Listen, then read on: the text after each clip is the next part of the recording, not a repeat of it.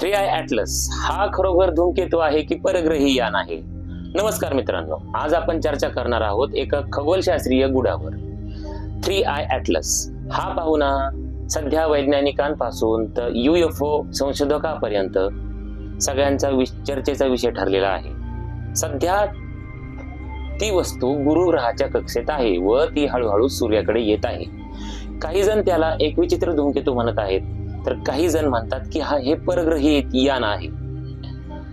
मग खरी गोष्ट काय आहे हे आपण पाहणार आहोत. या अवकाशीय गुढाची कहाणी आपल्याला समजून घ्यायची असेल तर त्यामागचं विज्ञान आणि त्याभोवतीची वादग्रस्त मतं आपल्याला माहिती पाहिजे. सर्वप्रथम लक्षात ठेवा, आपल्या सौरमालेमध्ये बाहेरून आलेले अवकाशीय पाहुणे फार कमी असतात. 2017 मध्ये आलेला ओumuamua हा पहिला असा इंटरस्टेलर ऑब्जेक्ट आहे की तो दुसऱ्या सूर्यमालेमधून आपल्या सूर्यमालेमध्ये आला होता.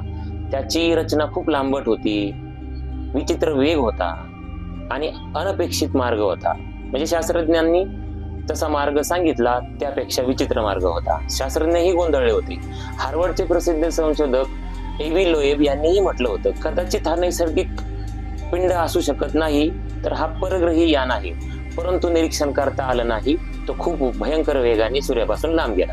तसंच थ्री आय ॲटलस हा सुद्धा नवा पाहुणा तेच प्रश्न विचारायला भाग पडत आहे. आपण खरंच फक्त नैसर्गिक धूमकेतूंना सामोरे जातोय का, की कुठेतरी विश्वातल्या दुसऱ्या संस्कृती आपल्याला गुपचूप भेट देत आहेत, हेही आपल्याला समजून घेतलं पाहिजे. चला आधी धूमकेतू विषयी आपण थोडक्यात जाणून घेऊ.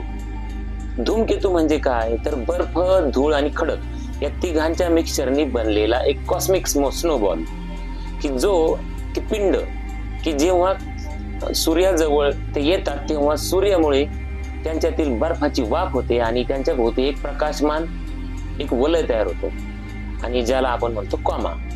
याच वायूंच्या दाबामुळे धूमकेतूला एक लांबट शेपटासारखा भाग दिसतो. साधारणपणे हा शेपटासारखा भाग नेहमी सूर्याच्या विरुद्ध दिशेने असतो, कारण सूर्याच्या किरणांमुळे, उष्णतेमुळे निघालेलं वायुद्रव्य बाहेर ढकललं जातं आणि ते मागच्या दिशेने ढकललं जातं. म्हणजे जर तुम्ही अवकाशामध्ये त्याचं वैशिष्ट्य असतं. परंतु थ्री आय ॲटलस बाबतीत सगळं वेगळं घडतंय. म्हणजेच सूर्याच्या दिशेने त्याचं शेपूट दिसत आहे. एकतर शेपूट दिसतच नाही, पण थोडाफार जो भाग आहे ते सूर्याच्या बाजूने दिसत आहे. त्यामुळे शास्त्रज्ञ चक्रावले आहेत. थ्री आय ॲटलस हा अवकाशीय पाहुणा आपल्याला 2025 मध्ये प्रथमतः ओळखता आला होता. याचं निरीक्षण करताना काही वैज्ञानिकांना आश्चर्यकारक गोष्टी दिसल्या. थ्री आय ॲटलस हा नेमका धूमकेतू आहे की उल्का आहे, हा सगळ्यात मोठा प्रश्न पडलेला आहे आणि अजूनही तो प्रश्न आहेच. कारण त्याच्यात पाण्याचं प्रमाण खूप कमी आहे.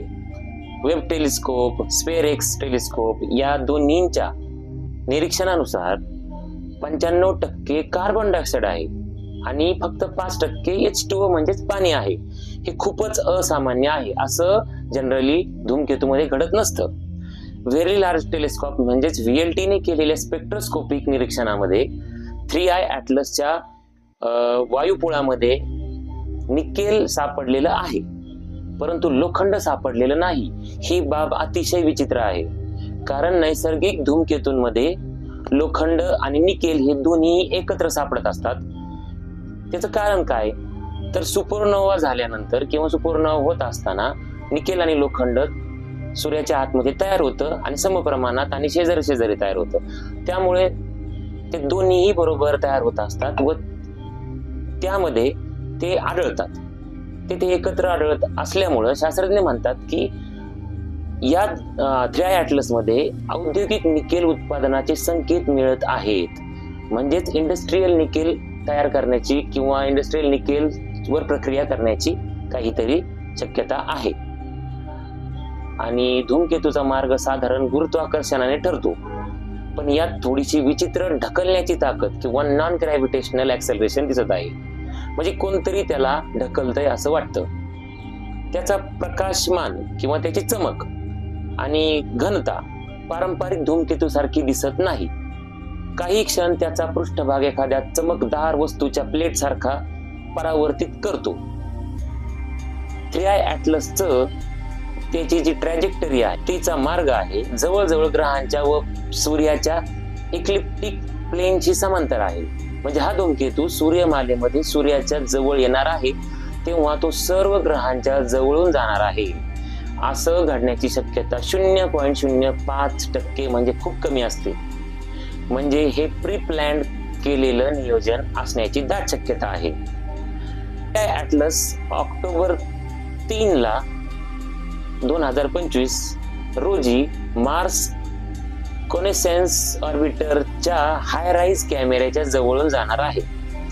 शास्त्रज्ञांच्या लोएब स्केल यांच्या स्केलनुसार जी वस्तू नैसर्गिक असते तिचं स्केल असतं 1 आणि जी अवकाशामध्ये फिरणारी वस्तू यांत्रिक असते किंवा तांत्रिक असते तिचं स्केल असतं 10. मग लोएब स्केलनुसार या 3i ॲटलसचं स्केल येतंय 6, 5 किंवा 6. म्हणून लोएब स्केल ही प्रणाली वापरून 3i ॲटलसच्या तंत्रज्ञानिक शक्यतेचे मूल्यांकन केल्यास 5 ते 6 येते. त्यामुळे ही शास्त्रज्ञांना शंका येत आहे. निकेल, सायनाइड, कार्बन डायऑक्साइड आणि त्याची ट्रॅजेक्टरी किंवा त्याचा पाथ किंवा त्याचा रोड विचार केल्यास लोएब स्केल अजूनही वाढत आहे. म्हणजे प्राकृतिक धूमकेतूपेक्षा तंत्रज्ञानिक स्रोताची शक्यता जास्त आहे. हे सगळं बघून काही संशोधकांनी असा प्रश्न विचारला, हा खरोखर एक साधा धूमकेतू असू शकतो का, की आपल्याला गोंधळवण्यासाठी एखादं तंत्रज्ञान वापरणारा परग्रही यान आहे? बहुतेक खगोलशास्त्रज्ञ अजूनही सांगतात हे नैसर्गिक आहे. कदाचित 3i ॲटलस मध्ये वायूंची रचना वेगवेगळी असल्यामुळं त्याचा शेपटासारखा जो भाग आहे तो सूर्याच्या दिशेला असू शकतो किंवा मग त्याच्यातून वायू अनियमित पद्धतीने बाहेर पडत असल्यामुळे त्याचा मार्ग थोडासा विचित्र वाटू शकतो. अशा प्रकारचे अपवादही निसर्गात घडत असतात. म्हणूनच ते लगेच एलियनचं यान असू शकतं हेही म्हणणं चुकीचं आहे.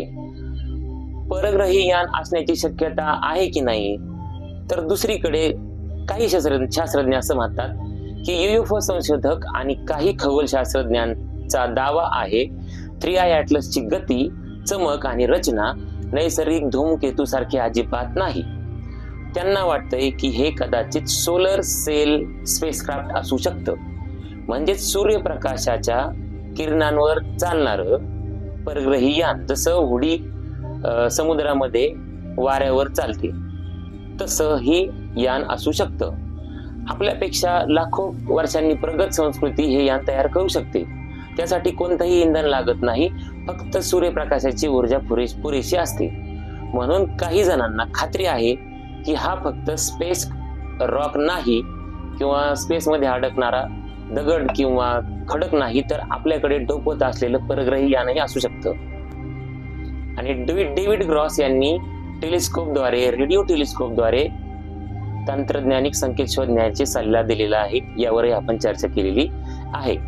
आता प्रश्न एवढाच आहे, तुमच्या मते 3i ॲटलस काय असेल हे तुम्ही कॉमेंटमध्ये नक्की कळवा. धन्यवाद.